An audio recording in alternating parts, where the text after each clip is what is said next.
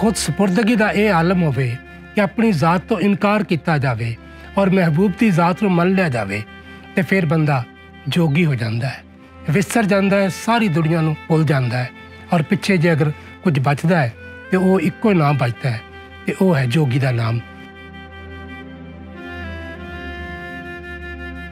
जोगी फिरका हिंदुओं का एक बहुत ही नामवर फिरका है और जोगियों का सब तो वड्डा जिहड़ा मरकज़ है पंजाब के अंदर बल्कि हिंदुस्तान के अंदर, वो मरकज़ है ज़िला झेलम के अंदर, जिन्हों टिल्ला जोगिया कहा जाता है। ये वो टिल्ला है जिन्हों सिख इतिहास के अंदर टिल्ला जोगिया, टिल्ला बाल गुदाइयाँ, फिर टिल्ला कनपटे जोगिया कहा जाता है।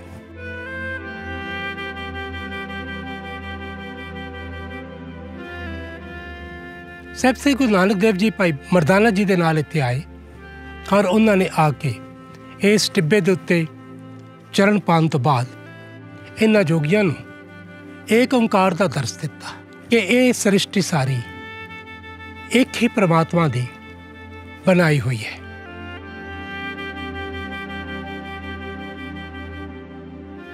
रांझा रांझा कर दी नी मैं आपे रांझा होई, सदो नी मन धीदो रांझा हीर ना आखो कोई।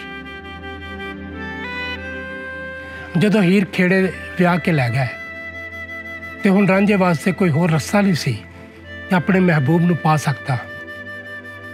सो रांझे ने फैसला किया कि मैनू टिल्ला जोगिया जाके कन पड़वाने चाहिए ने।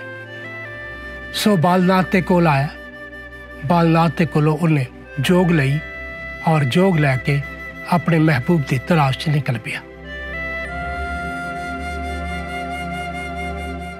ये अस्थान जिहड़ा कि टिल्ला जोगिया है 1947 तक बहुत आबाद सी। इत्थे मंदिर सन, जोगियां दियां समाधां सन। सदियों तो चलता आ रहा एक सिलसिला सी जिहड़ा अचानक एक दिन चुप हो गया और अज असी उसे ही चुप दे विच खलोते उन्हां जोगियां दा जिक्र कर रहे।